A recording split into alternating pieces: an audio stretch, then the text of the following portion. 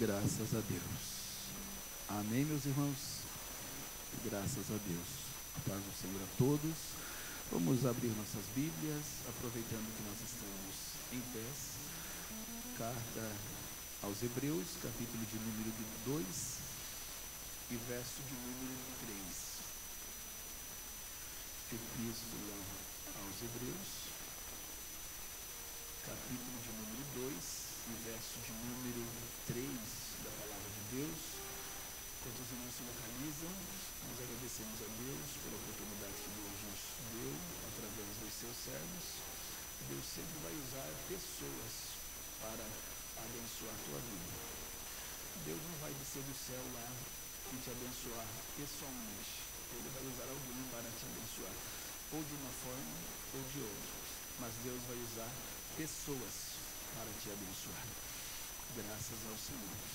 Carta aos Hebreus, capítulo 2, verso 3, que diz-nos a palavra do Senhor. Como escaparemos nós, se não atentarmos para uma tão grande salvação? Vou ler mais uma vez. Como escaparemos nós, se não atentarmos para uma tão grande salvação? Tome teu assento, por gentileza, por bondade. Nós louvamos ao Senhor, engrandecemos a Deus, já alimentamos a nossa alma através dos louvores, os louvores que foram entoados ao Senhor, preencheu o vazio da tua alma, da minha alma. Como é bom quando nós chegamos na igreja, irmãos, e ouvimos Deus falar, através da oração do irmão, através do clamor da irmã, através de uma palavra introdutória, através da mensagem final, através dos louvores. Afinal de contas, a Bíblia diz que Deus habita no meio dos louvores. E o louvor, quando nós damos atenção ao louvor e meditamos no que as pessoas estão louvando, uma palavra pode se tornar uma profecia para você. Nós profetizamos cantando, nós profetizamos pregando, nós profetizamos ensinando. Quando você está orando, você pode estar profetizando para alguém através da oração. Só basta nós estarmos atentos, com nossos ouvidos sensíveis à voz do Espírito Santo. Aí sim Deus pode falar conosco. E quando Deus fala, irmão, não precisa Deus falar muitas palavras conosco. Olhamos para a Bíblia e vemos que um certo centurião chegou para Jesus e disse: Jesus, se o Senhor falar comigo uma palavra, uma só, o meu criado será curado, o meu criado será sarado da sua enfermidade. Então, uma palavra de Jesus, como já disse o nosso irmão aqui, muda o curso da nossa história. Porque quando Deus fala, o homem fica vivo. Quando Deus fala, o homem fica vivo. Nós podemos falar 1000 palavras e não resolver nada no âmbito, em nenhum âmbito, nem espiritual, nem sentimental, em nenhum âmbito da tua vida. Agora, quando Deus fala, uma palavra muda o curso da tua história. Aleluia! Deus é bom, Deus é maravilhoso. Quando nós olhamos para, agradecendo a Deus, eu já agradeço pela vida do pastor Josué, pastor Valdemir, presbítero Rui, nosso irmão aqui também, todos os irmãos aqui que nos proporcionaram essa oportunidade. Que bênção, conjunto, louvor muito abençoado e bom demais. A igreja é uma noite gelada, né? Uma noite fria, né? Mas eu lembro, irmão, que há 25 anos atrás, quando eu aceitei Jesus, já era do teu tempo, era do meu também, eu lembro que a gente ia para a igreja e eu não tinha carro, gente. E a gente caminhava às vezes 1 hora para ir na igreja, a pé. 1 hora para ir na igreja a pé. Agora eu fico com vergonha de mim mesmo. Hoje eu venho daqui, 200 metros longe de casa, e eu venho de carro. A gente fica até com vergonha. A mulher diz assim: não vale a pena nem abrir o portão. 200 metros eu venho de carro. E antigamente, há 25 anos atrás, eu andava 1 hora para ir numa congregação, pregar a palavra, ou participar do culto, receber. Olha como a gente está demais de confortável, irmão. Não era assim, Rui? Mateus, não era assim, Mateus? Instrumento nas costas, noite fria, gelada, ia para a igreja a pé. Era assim, né? E agora a gente mora 1 quadra longe da igreja, para facilitar, pega o carro. É muito conforto para nós, né? É porque Jesus ama a nossa vida e nos abençoou. Jesus é bom, Jesus é maravilhoso. É por isso que nós não podemos negligenciar o que Deus nos deu, né? Precisamos cuidar muito bem do que Deus nos deu. Olhando para a palavra que nós lemos, nós vemos aqui o escritor aos Hebreus. Aqui dentro desse livro, irmão, ele contém 13 capítulos. E aqui nós vemos, o escritor aos Hebreus, ele vai escrever que Jesus, aqui dentro desses 13 capítulos, ele vai escrever que Jesus, ele é superior a tudo. Jesus é superior aos anjos, Jesus é superior a Melquisedeque, Jesus é superior a todas as hostes espirituais, Jesus é superior ao sacerdócio de Arão, Jesus é superior a todas as coisas, enfim, a tudo e a todas as coisas que estão na terra, no céu e também debaixo da terra. Quando nós olhamos para o verso de número 3, nós vamos ver o escritor escrevendo. Alguns até tentam dizer que foi Paulo que escreveu Hebreus, a carta de Hebreus, outros até tentam dizer que foi Pedro que escreveu, até analisando os textos, as cartas, as epístolas, mas na grande verdade é que ninguém tem certeza e nem convicção de quem realmente escreveu o livro de Hebreus. É por isso que a gente diz o escritor aos Hebreus, ou a epístola aos Hebreus. Nós não vamos afirmar que foi Paulo nem que foi Pedro, porque na verdade nós não sabemos por convicção própria. Então, nós vemos aqui o escritor escrevendo, dizendo assim: como escaparemos nós, se não atentarmos para uma tão grande salvação? E eu analisando aqui desde o princípio do culto, do início do culto, os irmãos cantaram: Santo, Santo és tu, Senhor. E eu lembro que lá, acho que no meio do coro, falava em salvação. E aquela palavrinha, eu já assimilei ela, peguei ela para mim, porque Deus já tinha colocado esse versículo dentro do meu coração para mim falar alguma coisa sobre isso. Daqui a pouco os irmãos cantaram também, os irmãos falaram aqui sobre salvação, sobre, então, o que a maior bênção que nós temos para a nossa vida, que é a salvação. E agora o escritor aqui escreve, dizendo assim: como escaparemos nós? Os irmãos sabiam que isso é uma pergunta que ela soa na nossa alma, soa dentro de nós, soa no nosso psicológico. Como escaparemos nós, se não atentarmos? Tem tradução bíblica que diz se negligenciarmos, outras dizem se nós não atentarmos ou negligenciarmos, ou não considerarmos essa tão grande salvação. Que faremos nós?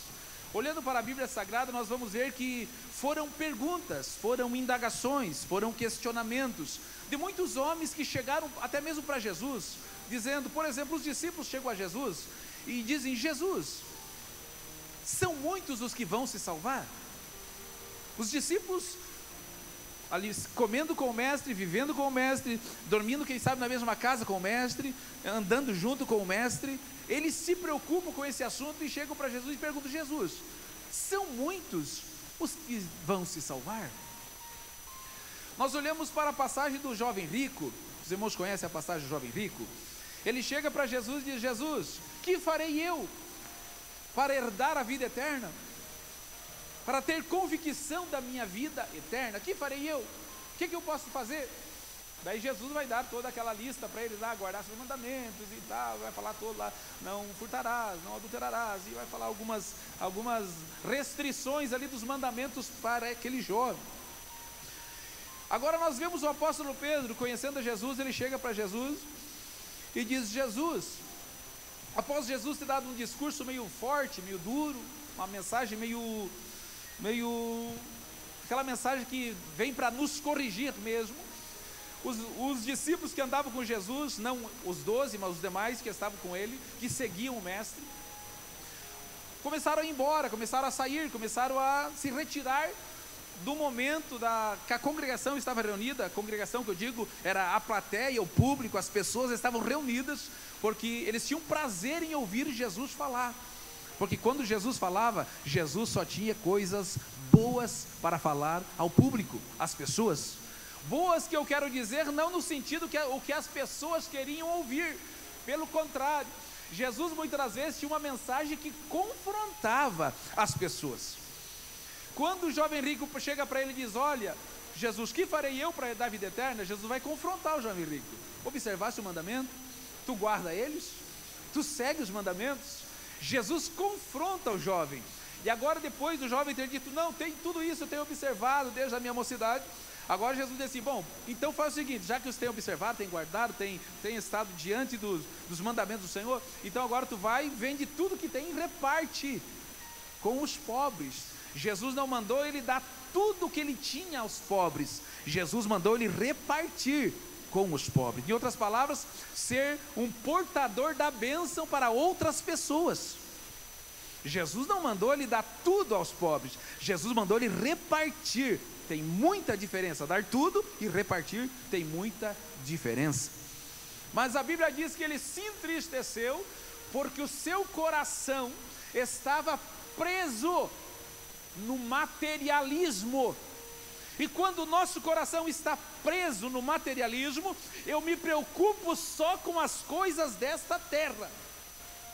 Jesus vai dizer que aonde está o meu tesouro, ali está o meu coração. E se o meu maior tesouro é os meus bens materiais, então o meu coração está ali arraigado, enraizado, impregnado, e a gente corre o risco de perder até a salvação por causa dos bens materiais. O que a parábola do semeador vai contar? Que aquele que recebeu a palavra, mas devido às riquezas, os bens materiais, as coisas desta vida, ele se afastou e não produziu nem 30, nem 60, nem 90, não produziu nada, porque os bens e as riquezas desvirtuaram o seu coração da presença de Deus.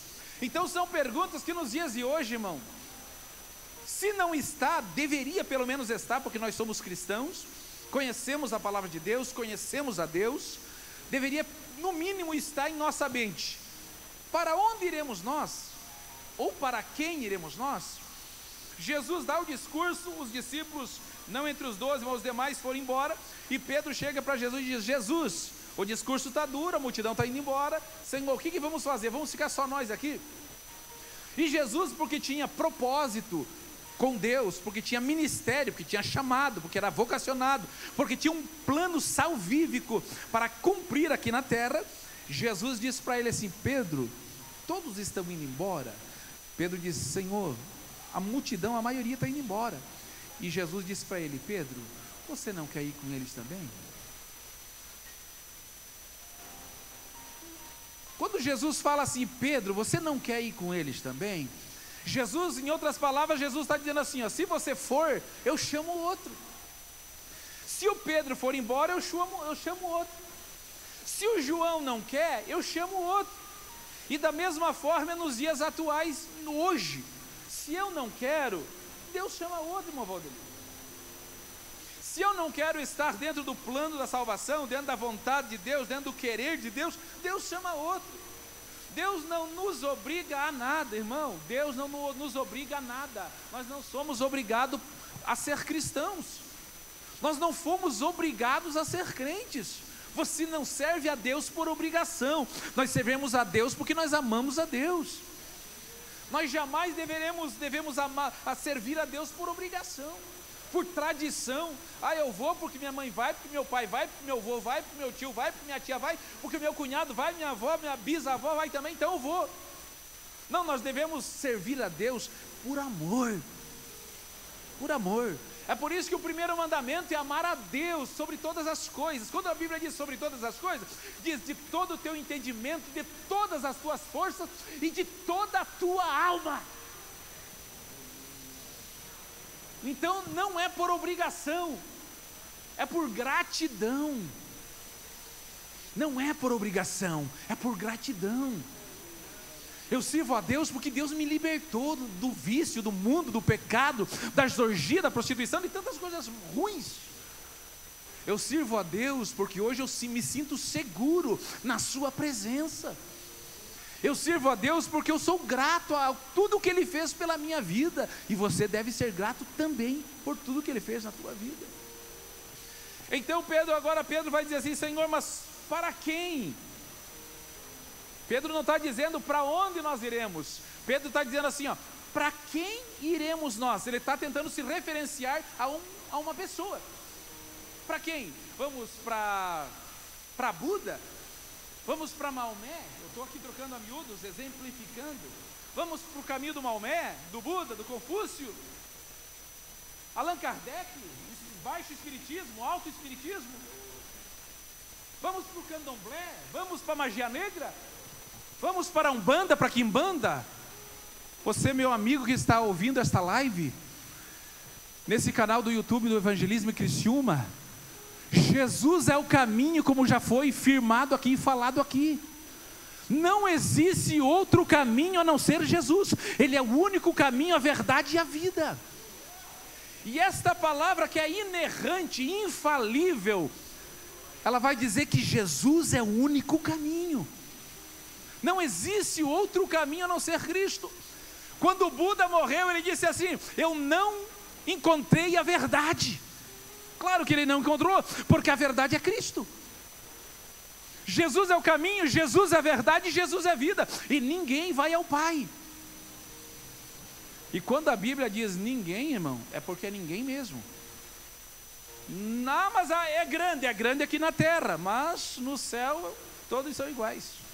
Ah, mas aqui na terra eu tenho uma grande posição hierárquica. Não interessa, diante de Deus você é como qualquer um.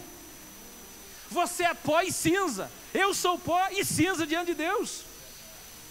Diante de Deus, meu irmão, não existe grande nem pequeno. Diante de Deus todo mundo é do mesmo tamanho. Deus te olha, todo mundo do mesmo tamanho aqui nessa noite. Ah, mas eu sou o presidente do tal país. Não interessa, a Bíblia diz que diante de Deus todos terão que comparecer perante o tribunal de Cristo e se prostrar confessando que só Ele é Deus, para a glória do Deus Pai.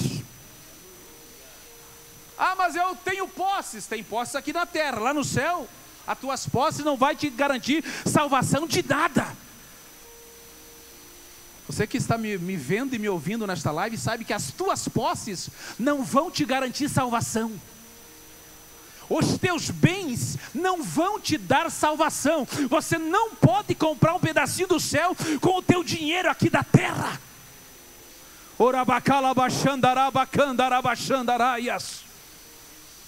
Saiba que o teu dinheiro não compra nada diante de Deus. Deus está falando aqui. Aleluia. Deus conhece o nosso interior.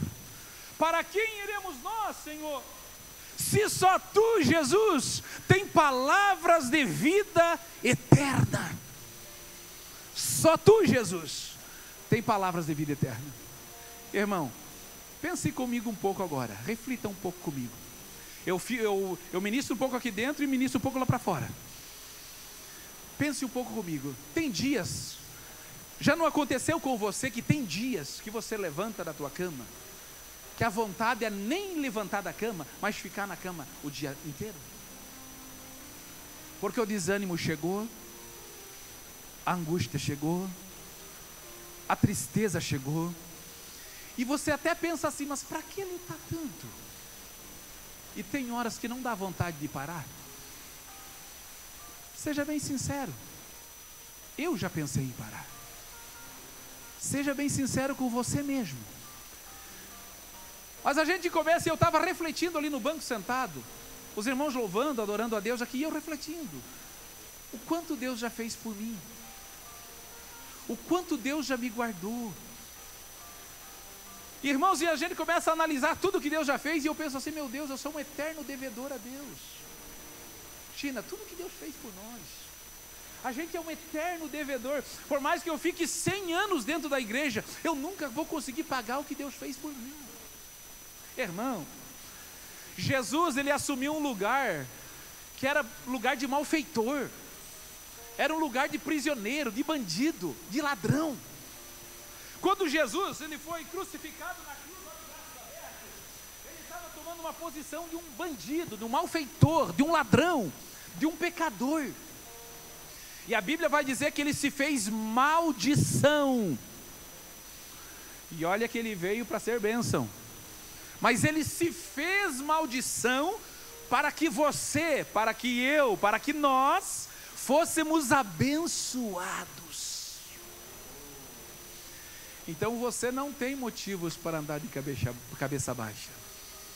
você tem motivos para levantar a tua cabeça, porque Jesus se fez maldição para que você fosse abençoado. Jesus morreu para te dar vida. Pensa bem nisto. Então a tua angústia não é maior do que a crucificação do Messias no Calvário. A tua tristeza não é maior do que a dor que ele sentiu quando os pregos, os cravos, a lança ultrapassou o seu corpo. A tua tristeza não é maior. Ele se fez maldição para que você fosse abençoado. Ele morreu para que você pudesse ter vida. Ele pagou um preço muito alto e caro, derramando o seu sangue. E não era sangue pecador, não. Era sangue inocente. Era sangue de um justo. Era sangue de um homem que passou nessa terra, sendo 100% homem.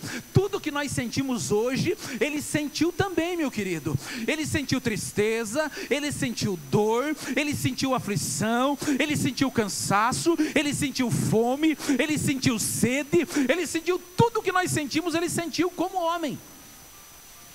Mas como Deus, ele é a resposta para todos os anseios da nossa alma. Como escaparemos nós, se nós negligenciar, se nós não atentar para uma tão grande salvação? Às vezes eu fico me perguntando, se eu saísse da igreja hoje, para onde eu iria? Bailão não tem graça, a gente não sente graça mais por isso. Nunca fui e não vai ser agora que eu vou ir. Cachaçada, nunca coloquei cachaça na boca, também não vai ser agora, que graça vai ter. Fumar, beber, nunca pratiquei isso, graças a Deus, Deus me livrou disso. Deus me livrou disso. Não porque eu sou bonzinho, não porque eu sou bom, é porque é a misericórdia de Deus mesmo. É porque foi Deus que me guardou mesmo, não é porque eu sou bom, não. Aqui não tem mérito humano nenhum. É pura misericórdia de Deus. É porque Deus me via, Rui, há 25 anos lá na frente, Deus me via hoje aqui.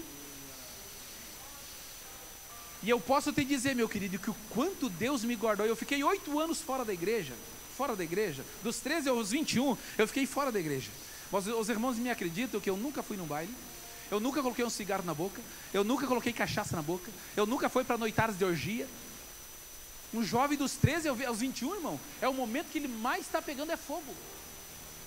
Vamos ser sinceros aqui. É o momento mais difícil de um adolescente para jovem, dos 13 aos 21. Você que tem filhos que tem dos 13 aos 21, você sabe que é o momento mais difícil de você cuidar deles. É o momento da maior rebelião que está dentro deles, um conflito dentro deles. O maior conflito está no tempo da adolescência. Será que sou, será que não sou, será que você, será que não você, será que consigo, será que não consigo? É aquela guerra de conflito na mente. E eu posso te dizer, meu irmão, que Deus me guardou dentro desse momento tão difícil do ser humano.